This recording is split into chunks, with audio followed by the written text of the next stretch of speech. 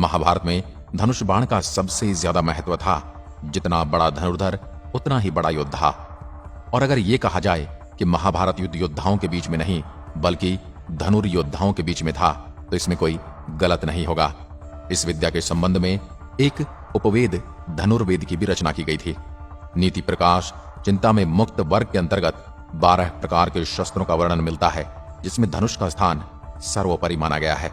परंतु धनुष की भी उसकी गुणवत्ता और उसके गुणों के आधार पर अलग अलग वर्ग बनाए गए हैं और प्रत्येक धनुर्धर के अपने धनुष की क्वालिटी और उसके गुणों पर के आधार पर उसके नाम भी तय किए गए हैं।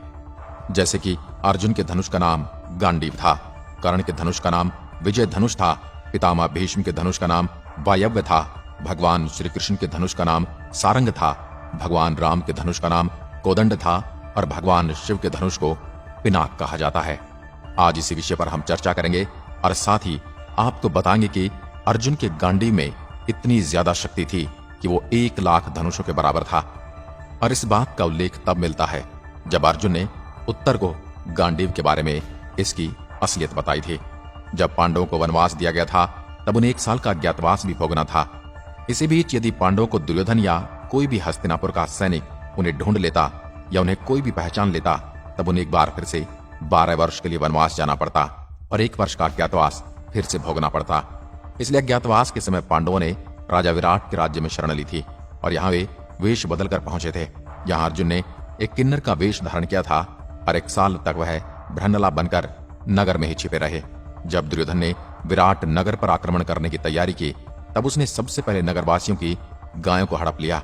अपनी गायों को कौरवों से मुक्त कराने के लिए नगरवासी राजा विराट के पास पहुंचे, लेकिन राजा विराट वहां मौजूद नहीं थे और वहां उनके पुत्र उत्तर कुमार और पुत्री उत्तरा विद्यमान थे।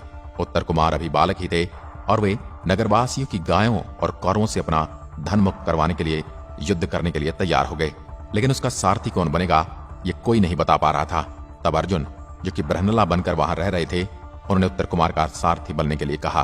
अर्जुन, जो कि स्त्री वेश में रथ चला रहे थे, वे एक बार फिर दुर्योधन के सामने जाने वाले थे। उत्तर कुमार ने उन्हें कौरवों की तरफ रथ ले जाने को कहा। अर्जुन का रथ शमी के पेड़ के पास जाकर रुक गया, जहां से उन्हें कौरवों की विशाल सेना दिखाई देने लगी। इधर उत्तर कुमार अकेला एक स्त्री के साथ था और उधर समुद्र के समान कौरवों की विशाल सेना खड़ी थी और उसमें एक से बढ़कर एक महारथी खड़े थे, जिसे देखकर उत्तर कुमार डर गया। सामने बड़े बड़े महारथियों को देखकर उत्तर कुमार कांपने लगा और उसने ब्रहनला को रथ वापस ले जाने को कहा।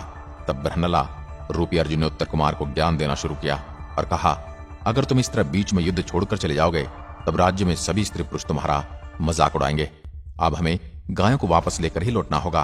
लेकिन सामने खड़े द्रोणाचार्य, कृपाचार्य, कर्ण, भीष्म, पितामह और दुर्योधन जैसे अनेक बलवान योद्धाओं को देखकर उत्तर कुमार रथ से उतरकर पैदल ही भागने लगे। तब उत्तर को भागता हुआ देखकर अर्जुन ने उसे रोकने के लिए उसके पीछे दौड़े। अर्जुन और उत्तर कुमार को भागता हुआ देखकर कौरव सेना उन पर हंसना शुरू कर देती है। तब दुर्योधन को स्त्री रूप में अर्जुन को देखकर शक होता है कि हो न हो यह अर्जुन है। भला अर्जुन के अलावा किसमें इतना साहस है जो इतनी विशाल सेना के सामने खड़ा हो जाए। उत्तर कुमार को जब अर्जुन ने पकड़ा तब उत्तर कुमार ने अर्जुन को स्वर्ण मोहरे आदि का लालच देना शुरू कर दिया। तब उत्तर कुमार नहीं माना। तब अर्जुन ने उसे अपने सारथी बनाने के लिए तैयार करते हुए कहा, अगर तुम युद्ध नहीं करोगे तो मैं अकेला उनसे लड़ने को तैयार हूं, तुम मेरे सारथी बन जाओ। फिर दोनों कौरवों की तरफ बढ़ने लगे।